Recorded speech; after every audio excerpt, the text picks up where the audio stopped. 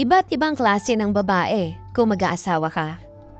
Kapag nag-asawa ka ng babaeng independent at business-minded, accept the fact na hindi niya maaasikaso ang bahay niyo 24/7.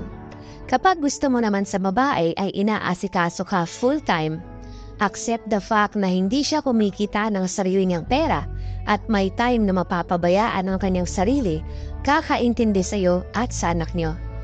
Kapag gusto mo ng babaeng makinis, maputi, at chicks na chicks, accept the fact na kapag inasawa mo yan, kailangan mong sagutin ang lahat ng expenses niya sa beauty products to maintain her beauty.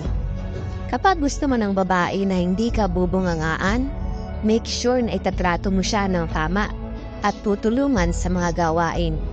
Kapag gusto mo sa babae na supportive siya sa'yo at hindi pinaghihigpitan, make sure na alam mo ang limit para magkaroon